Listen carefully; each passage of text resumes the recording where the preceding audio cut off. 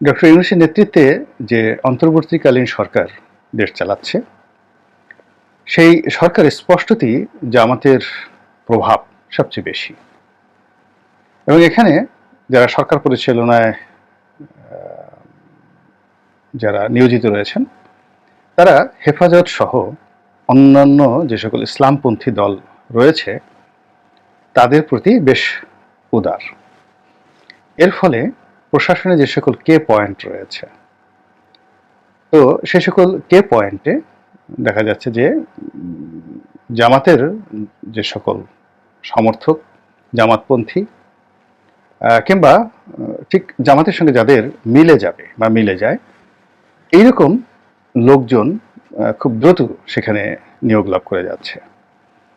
এখন এটা কেন হচ্ছে, কিভাবে হচ্ছে, জামাতের কথায় হচ্ছে না জামাতের কথা ছাড়া হচ্ছে না, কিন্তু বাস্তবত এটা হয়ে যাচ্ছে। এবং এ যাবৎকালে সারা বাংলাদেশের যে সকল গুরুত্বপূর্ণ পদ, সেই সচিবালয় থেকে শুরু করে আরো অনেক স্পর্শকাতর জায়গাতে স্পষ্টতই জামাতের একটি যাকে বলা হয় গুরুত্ব আমরা দেখতে পাচ্ছি। দ্বিতীয়ত, হেফাজতের কোনো রাজনৈতিক ওইভাবে অভিলাষ আমরা ঠিক ওইভাবে কখনো দেখিনি, কিংবা হেফাজতের যে এজেন্ট, জামাতের যেভাবে একটা রিক্রুটমেন্ট থাকে, ব্যবসায়ীদের মধ্যে থাকে, তারপর যাকে বলা হয় ছাত্রদের মধ্যে থাকে, সব জায়গাতেই থাকে। এবং আওয়ামী লীগ বিএনপির সাথে সমান্তরাল মানে ভাবে জামাত আরো বেশি ইফেক্টিভলি তাদের যে রিক্রুটমেন্টগুলো রয়েছে বা তাদের যে পছন্দের মানুষ রয়েছে, এটা তারা সমাজে বিভিন্ন স্তরে তারা দীর্ঘদিন যাবৎ করে আসছে। আর যেহেতু এটি একটি পুরনো দল, এমনকি আওয়ামী লীগের সাথেও কিন্তু জামাত পুরনো দল, তো কাজেই তাদের যে কলা কৌশল এটির মধ্যে একটা ঐতিহ্য রয়েছে। তো সেই অনুযায়ী এই যে একটা সময় এসছে, নতুন একটা সময়, পরিবর্তিতের সময়, এই পরিবর্তিত সময়টিকে একেবারে বিদ্যুতের গতিতে, ঝড় গতিতে ম্যাটেরিয়ালাইজ করার ক্ষেত্রে জামাত যে দক্ষতা দেখিয়েছে, এটা অন্য যারা কেউ আছে তারা মুখে আঙ্গুল দিয়ে যে আঙ্গুল চুষবে এই সময়টুকু পায়নি, তার আগে জামাত অনেক কিছু করে ফেলেছে।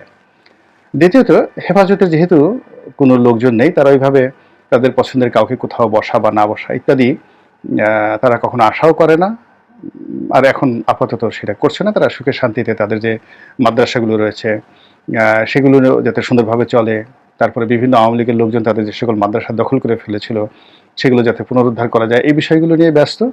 আর তাদের মধ্যে যে সকল সরকারপন্থী দালাল তৈরি হয়েছিল হেফাজতের মধ্যে, এই দালাল মুক্ত হেফাজত তৈরি করার জন্য নেতৃবৃন্দ কাজ করে যাচ্ছেন। কিন্তু তাদের মধ্যে বা মনের মধ্যে যে সকল বেদনা ছিল, বিশেষ করে হেফাজতের উপর যে টর্চার করা হয়েছে শাপলা চত্বরে, তো সেই শাপলা চত্বরে হেফাজতের সেই যে নির্মম ঘটনা, এটির বিরুদ্ধে সারা দুনিয়াতে কিন্তু একটা জনমত তৈরি হয়েছিল। এবং হেফাজতের সকল নেতাকর্মী, যারা শীর্ষ নেতাকর্মী রয়েছেন, মোরলেস সেই শাপলা ট্র্যাজেডির পরে একেবারে শেষ দিন পর্যন্ত সরকারের জুলুম এবং নিপীড়নের শিকার হয়েছে। এবং এই কাজগুলো যে সকল পুলিশ করেছেন, তাদের মধ্যে জনাব শহীদুল হক, তিনি সবচেয়ে হেফাজতের টার্গেটের মধ্যে 1 নম্বর ব্যক্তি। তো সম্প্রতি দেখলাম যে শহীদুল হক সাহেবকে গ্রেপ্তার করা হয়েছে এবং ধারণা করা হচ্ছে যে এটি মূলত হেফাজতকে কুল করার জন্য, ঠান্ডা করার জন্য, তাদেরকে খুশি করার জন্য এই কাজটি করা হয়েছে। তো কাজেই হেফাজত এবং জামাত দুটো দলই মোরাললেস ডক্টর ইউনূসের এই সরকার দ্বারা এই অল্প সময়ের মধ্যে তারা বেশ ঠান্ডা অবস্থায় আছে, খুশি হয়েছে এবং তাদের ভবিষ্যৎ উজ্জ্বল বলে তারা মনে করছেন। এবং এতদিন তাদের উপর যে জুলুম অত্যাচার চলেছে, জুলুম অত্যাচারটাকে তারা এখন নিয়ামত হিসেবে ভাববার চেষ্টা করছে। তো এই যদি হয় জামাত এবং হেফাজতের কথা, তাহলে বিএনপির অবস্থা কি? বিএনপির কথার মধ্যে কি কোনো রদবদল বা প্রশাসনের বড় কোনো কর্তার নিয়োগ হয়েছে? আমার জানা মতে সিভিল সার্ভিসে আসলে ওইরকম বিএনপি পন্থী যারা আছেন ওরকম কেউ নয়। এরা অনেকে বিএনপির সঙ্গে চলার চেষ্টা করছে, বাট বেশিরভাগই জামাতের লোকজন, যারা খুব দ্রুত এই কয়েকদিনের মধ্যে অনেকগুলো প্রমোশন পেয়েছেন। এদের মনোবল দুর্বল হয়ে গেছে এবং তারা বিএনপির জন্য আগেও যেভাবে কোনো কিছু করতে পারেননি, এখনো কোনো কিছু করতে পারবেন বলে মনে হচ্ছে না, যেটা জামাতের লোকজন করবে এবং তারা কমিটেড। দ্বিতীয়ত, পুলিশের যে গুরুত্বপূর্ণ যে পদগুলো আছে, এখানেও দেখা যাচ্ছে যে অনেকে চাকরি পেয়ে গেছে, যাদেরকে বিএনপি মনে করছেন যে এটা তাদের লোক, কিন্তু আলটিমেটলি এদের একটা বিরাট অংশ জামাতপন্থী। তো জামাতপন্থী যারা লোক কিন্তু বিএনপি কোটায় তারা বিএনপি মানে বিশেষ করে পুলিশের যে বড় বড় পদগুলোতে তারা দখল করে নিয়েছে, এতে কোনো সন্দেহ নেই। তো এই যে পুলিশে দেখা গেল যে একজন এসপি পদের লোক, সে গত 12 বছর 10 বছর 8 বছর পুরো সার্ভিস থেকে বাইরে ছিলেন, এবং অনেকের চাকরি হয়তো 2 বছর 2.5 বছর আছে, কারো চাকরি 1 বছর আছে। তো এরকম প্রায় শখানিক কর্মকর্তাকে নতুন করে প্রমোশন দেওয়া হয়েছে, পদায়ন করা হয়েছে, এবং এরা ঠিক এই মুহূর্তে তাদের যে অবস্থা, সেই অবস্থায় তারা বিএনপির জন্য 2 পয়সার উপকার করতে পারবেন না। তারা নিজেদের যে শেষ জীবন, এটিকে র্যাঙ্ক এবং ব্যাজ এটার মধ্যে তারা বজায় রাখার চেষ্টা করবেন। বিএনপির পক্ষে একটা টু শব্দ করার মতো তাদের যে মোরাল ক্যারেজ নেই, এবং পুলিশের যে স্ট্রাকচার এখন দাঁড়িয়েছে, এটি আগামী 2-3 বছর লাগবে এটি মোটামুটি স্বাভাবিক হতে। কাজেই এই 2-3 বছরে যাদেরকে এখানে বিএনপির ট্যাগ দিয়ে বা জামাতের ট্যাগ দিয়ে বসানো হলো, এতে করে বিএনপির কোনো উপকার হবে না, বরং আলটিমেটলি ক্ষতি হবে। কারণ এই জায়গাগুলো যদি দলীয় পরিচয় মনোনয়ন না করে তরুণ যারা রয়েছেন কর্মকর্তা, যারা আসলে বিএনপি কখনো করেনি, আওয়ামী লীগও করেনি, দরিদ্র পরিবার থেকে এসেছেন এবং এখনও সৎ হিসেবে আছেন, তো এরকম যারা সিনিয়র এসপি ছিলেন তাদেরকে যদি এসপি করা হতো, যারা এসপি ছিলেন তাদেরকে যদি ডিআইজি করা হতো বা এডিশনাল ডিআইজি করা হতো, এভাবে যদি ঠিক তাদেরকে পদায়ন করা হতো, পুলিশের মধ্যে কিন্তু একটা দক্ষতা, অভিজ্ঞতা এবং প্রফেশনালিজম চলে আসতো, এবং যা কিনা আওয়ামী লীগ এবং জামাত উভয়কে সাহায্য করত। কিন্তু যেহেতু এদের বিরুদ্ধে দলীয় ট্যাগ আছে, যেমন এখন দেখেন আওয়ামী লীগের সব লোক পালিয়েছে, পুলিশের সব লোক পালিয়েছে, এবং যারা 2-4 জন আছে তারা ঠিক মিউ মিউ করে যার যার জায়গাতে প্রাণ বাঁচানোর জন্য তসবিহ তাহলিল দোয়া দুরুদ পাঠ করছে। তো এর মধ্যে এই যে এখন যে আওয়ামী লীগের যে অবস্থা, ঠিক একইভাবে 15 বছর যারা রয়্যাল বেঙ্গল টাইগার হিসেবে হুঙ্কার দেওয়ার কথা, তারা কিন্তু বিড়ালের মতো মিউ মিউ করে ছিলেন। তো এই মিউ মিউ করা যারা লোকজন আছে, তাদেরকে আপনি বসে হঠাৎ করে আপনি রয়্যাল বেঙ্গল টাইগারের মতো তাদের কাছ থেকে কোনো কিছু পাবেন না।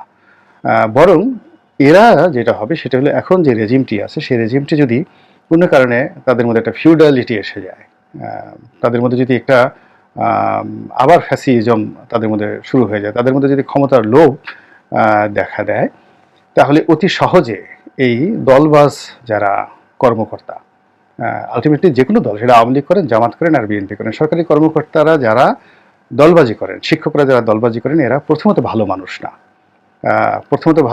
দ্বিতীয়ত তাদেরা লোভী, তৃতীয়ত তারা অদক্ষ এবং অপেশাদার। তো এই মানুষগুলো জীবনের শেষ প্রান্তে এসে যখন একটা পর্যায়ে থাকবে এবং তারা যখন নতুন কোনো ফিউডাল সরকারের কবলে পড়বে, তখন তারা একেবারে গপাগপ করে তারা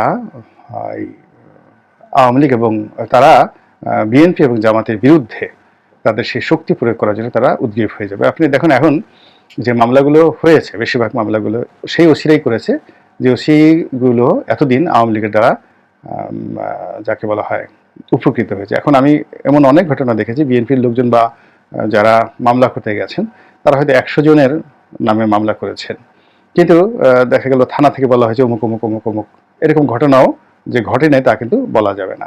অর্থাৎ আওয়ামী লীগের কারা কারা মামলায় অন্তর্ভুক্ত হবে, এটা আওয়ামী লীগের ওসি যতটা জানে, বিএনপির ওসি কিন্তু সেটা জানে না। আবার এখন যদি কেউ বিএনপি এবং জামাতকে যাকে বলা হয় রাজনীতির বাইরে রাখতে চায়, তাহলে এই যে সকল দলবাজ কর্মকর্তা কর্মচারী এই সময়টাতে ঢুকে গেল, তারাই কিন্তু বিএনপির জন্য এবং জামাতের জন্য একটা বিশাল ক্ষতির কারণ হয়ে দাঁড়াবে এবং বোঝা হয়ে দাঁড়াবে, এবং আলটিমেটলি পুলিশ প্রশাসনটাকেও কিন্তু বিপত্তির মধ্যে ফেলবে। সেই দিক থেকে সবচেয়ে উত্তম হলো যে কোনো সরকারের জন্য যে কোনো অবস্থাতেই দলবাজ লোকদেরকে আর কোনো সুযোগ না দেওয়া, কিন্তু সেটি এখন হচ্ছে না। এখন সবাই বলার চেষ্টা করছে যে আর কি হলো, আগে রাম ছিল এখন শাম আসলো, আগে যদু ছিল এখন মধু আসলো, আগে মধু খেতে খেতে পেট মোটা করে ফেলেছিল, আর এখন যে নতুন যদু আসছে ও মধুর খোঁজে সে পাগল পাড়া হয়ে সে সবকিছু তছনছ করে ফেলবে। তো এই জিনিসগুলো যখন সাধারণ মানুষের মধ্যে আলাপ আলোচনা হচ্ছে, তখন সরকারের যারা কর্তা ব্যক্তি তারা যদি এটিকে সুযোগ হিসেবে ব্যবহার করতে চায়, আপনি তাদেরকে কিভাবে দায়ী করবেন? এই গেল এক। 2 নম্বর হলো যে এই মুহূর্তে বিএনপির জামাতের কোনো কর্মকর্তা যাদের ট্যাগ রয়েছে, তারা যদি প্রশাসনে ঢুকেও থাকেন, তারা কি এই বর্তমান পুলিশের যে দুরবস্থা, আওয়ামীপন্থী পুলিশের যে দুরবস্থা, এর থেকে কোনো শিক্ষা নেবেন, নিজেরা কি সংশোধন হবেন, কিংবা নতুন করে একটি ভালো কিছু করার চেষ্টা করবেন?